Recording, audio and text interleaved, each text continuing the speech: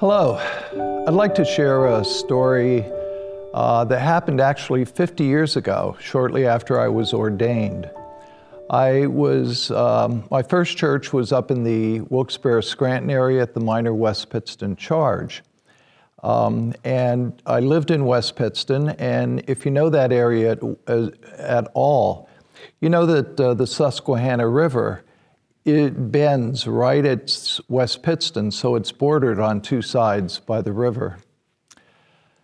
Well, I started formally on June 15th, 1972, and a week later, on June 23rd, Hurricane Agnes decided she would take a visit to the Wilkes-Barre-Scranton area, and the Agnes flood ensued. It was an incredible disaster. And there, all of a sudden, I am sitting at the parsonage, and there's really not much to do in a flood except stand in the riverbank and watch the waters rise. So just down the street from me was the Moose home, where a number of people went for shelter until after the flood. So I walked down, introduced myself, offered myself to serve any way they needed, and also offered the church as a shelter. They didn't need the church, but interestingly enough, Sunday morning, they called me at 7 o'clock in the morning and asked, would I be willing to come down and do a service?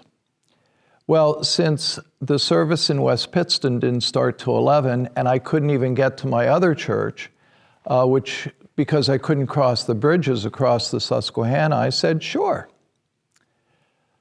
Guess where they set me up?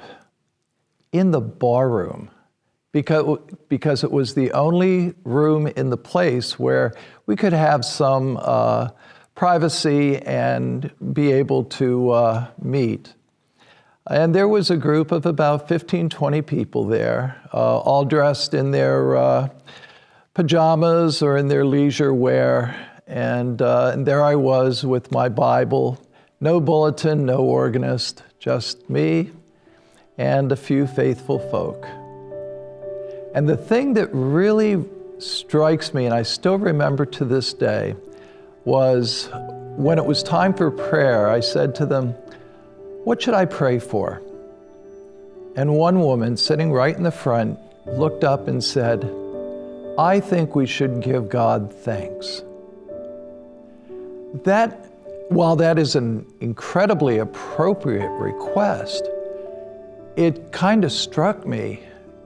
Here we are sitting in the middle of a disaster, and she requests thanks.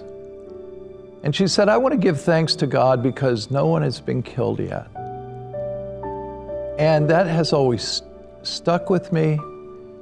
And the lesson for me is that no matter what our situation in life is, it's always important to give God thanks.